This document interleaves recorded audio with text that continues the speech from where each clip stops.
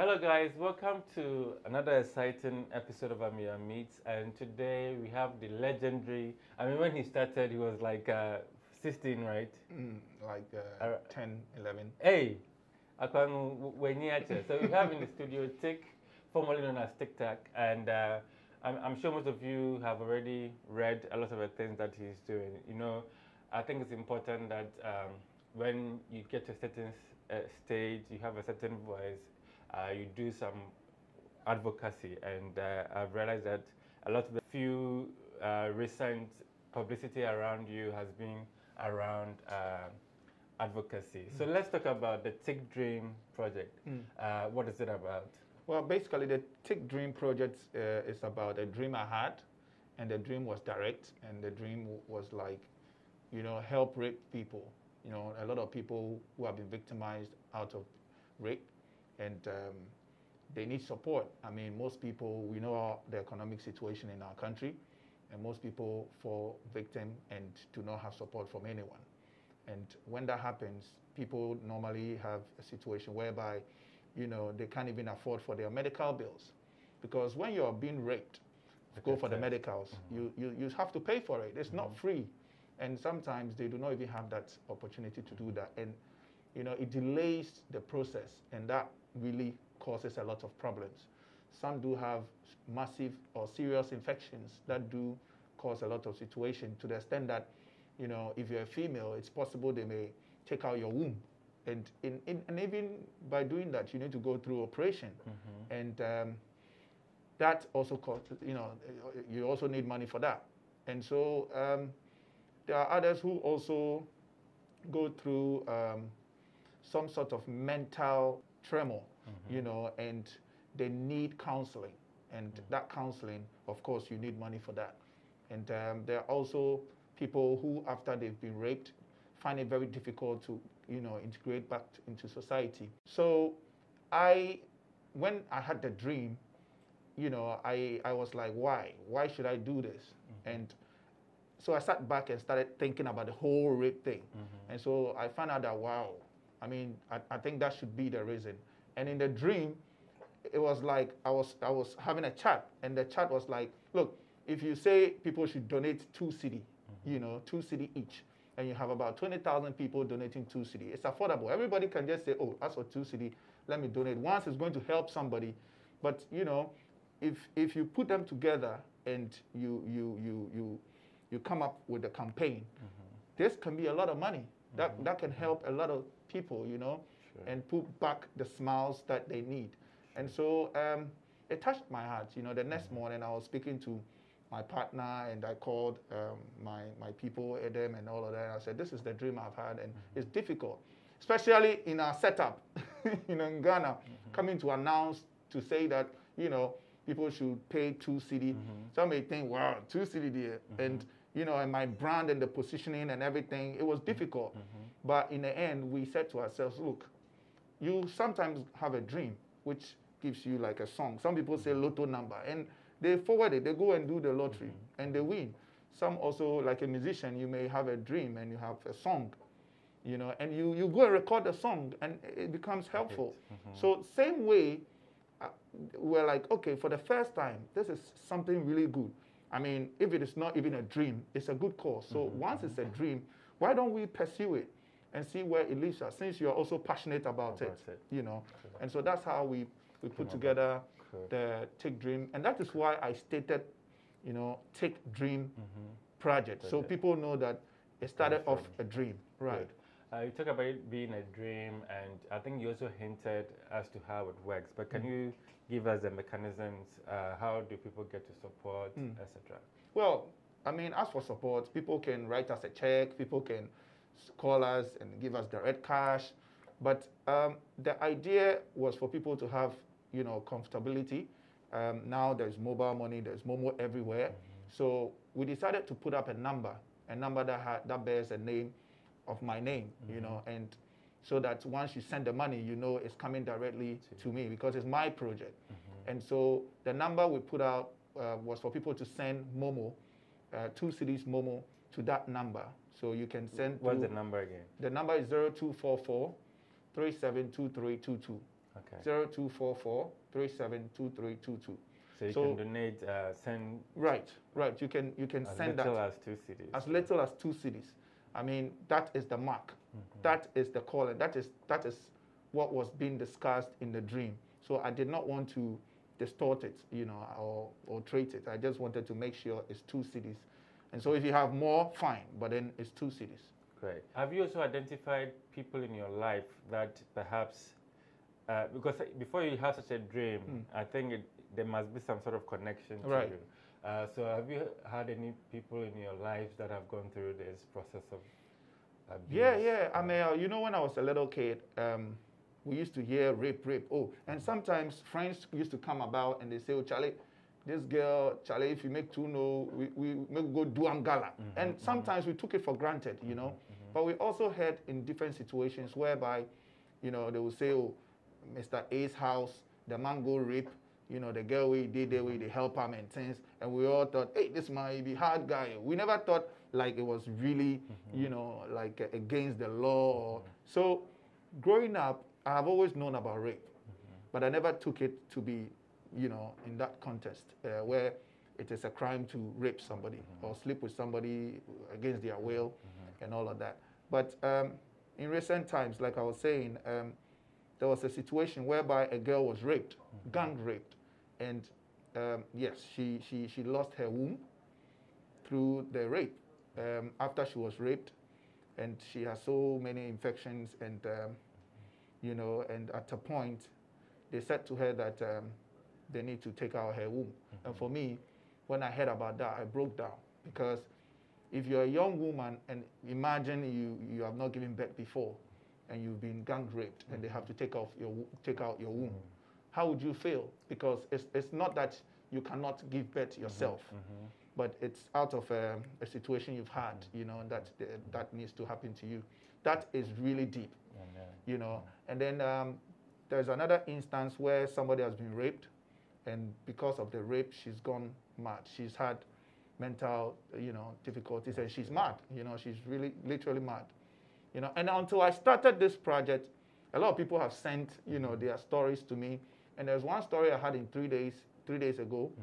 And there's this little girl, she's 6, and her own father came to visit their mom. They are not there, they are no more together. That's like for 3 years now. And he just came to visit them. And of course, you want to see your daughter. And so the mother was washing somewhere and left the little girl with the father, which is normal. And by the time the mother came to the room, the father had left, and the daughter was just lying on the floor. And they realized that the father has slept with their daughter, and she's just 6. It's amazing, like crazy. I mean, I've been listening to such stories on the radio, and I'm always troubled when I hear them. So if you get the money, what are you going to use it for? Yeah, so basically, it's just to help people. So once we allocate the money, we can say that, okay, per listening to the stories that we are getting, or that are coming through, we decide to help based on the stories. Because some stories are more, so it's more like a welfare sort of. More like a welfare, because it's basically for medical bills, some for counseling, and some of which will go to helping those that can prosecute, their situation. Maybe they were raped and they are lucky. The people who were raped were caught, and now you need to have money to hire a lawyer and all of that. So that's like some of the things we'll be doing, So in such a case, and you talked about the fees people have to pay even to do medicals. Yeah, I think it's between 500 to and 800 Ghana I think someone like Amake has started a campaign, petition. Are you also looking to reach out to some of these people so that sort of your energies align in combating? Yeah, I mean, why not? I mean, for me, you see, it's a brilliant thing. I mean, it will be a welcoming news, because my thing is just to help. I thought, look, there are a lot of people who cannot speak, or when they speak, nobody wants to listen. And I think that if I speak, a few people will listen. So why don't I do that for them? You know, I mean, not for anything, Krana. If somebody can say, look, through TIC, I had a support, and now at least I'm happy. I can come back to society and feel cool. That's amazing for me. And so if I can connect with all of them, that would be fantastic. But the idea we all know in our country is to make sure that you position yourself and start, because if you waiting for people to come together and before, but once you start and the energies are going around and people feel, okay, you know what, it's a fantastic idea, let's all come together, fine. I mean, I am welcome for that. So how is it going so far in terms of people donating, challenges, and I mean, this is Ghana. Obviously, there'll be some naysayers who have not so pleasant things to say. How has it been so far since you announced it? Since I announced it, it's been mixed feelings, but it's been very positive. I mean, for my family, for my team, you know, some of them cannot, you know,